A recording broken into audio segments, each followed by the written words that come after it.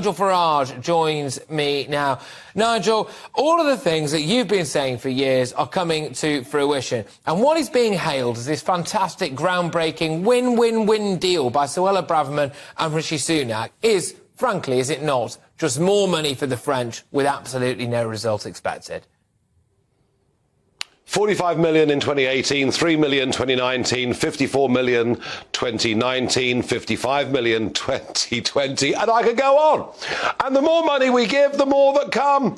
And we've got to stop thinking like this. We will never, ever stop people launching from those French beaches. They're coming from a 70-mile wide stretch. There are hundreds of square miles of sand dunes. And once they're in the water, the French assist them into British waters. The fact of this is simple. Stop blaming the French. Stop blaming anybody else. They're coming because we're allowing it. It is just as simple as that. And I don't think, in terms of this being a political crisis, it's even begun.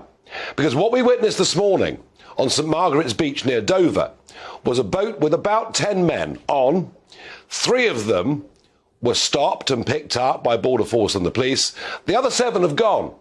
They've gone. Yeah. They're not running through the countryside. They're now being met, Patrick, by motor cars and being taken straight into criminal activity. And I predict the next phase of this will be landings on Kent beaches during the hours of darkness. And even when they're caught, they know their chance of being returned to Albania or anywhere else is very, very limited indeed. And we're now at a point where this issue, I mean, forget the economy even, this issue alone will cost the Conservatives the next election. And for Sunak and Braverman today to hail this as some sort of breakthrough, frankly, we've heard it all before, we're bored. And in response, Sir Keir Starmer, frankly, has nothing to say. Nobody in Westminster is prepared to lift a finger.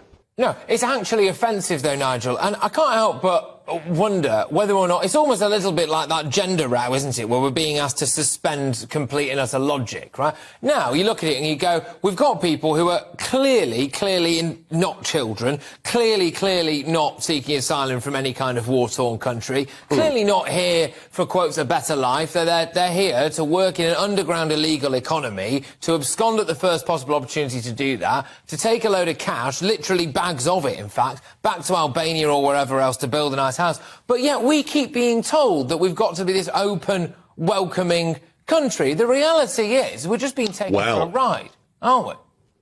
Well, it's worse than that. No, it's worse than that. I mean, look at what happened on Westminster Bridge, through Parliament Square and to Churchill's statue on Saturday. Now, this was Remembrance Weekend.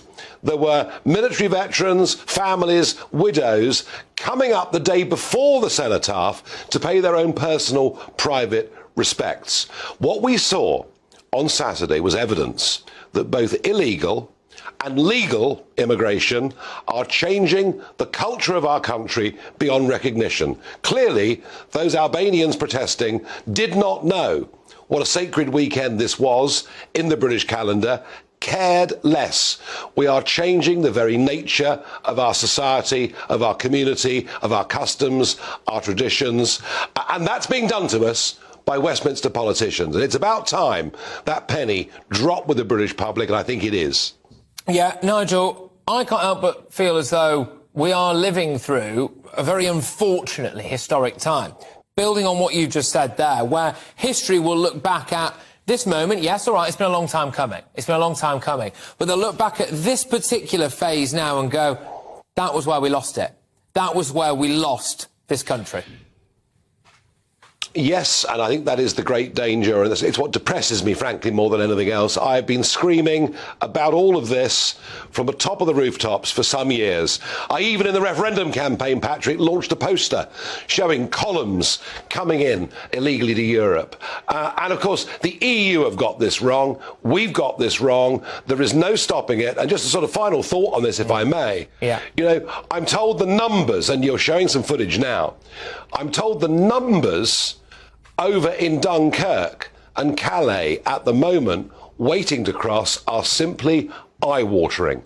This crisis, this emergency, hasn't even begun. Nigel Farage, thank you very, very much. No doubt you'll be going rather heavily on this evening, Nigel, I would imagine. Thank you very much. Do you want to just do a quick thing about what you've actually got coming up? Yeah, Patrick, I'm going to be talking about all of this and really, drilling down into the sheer cowardice of our Westminster politicians and how utterly disconnected they are with the country. A very, very large, settled majority of this country are appalled at what's going on. It's now the biggest gap between Westminster and the public I think I've ever seen.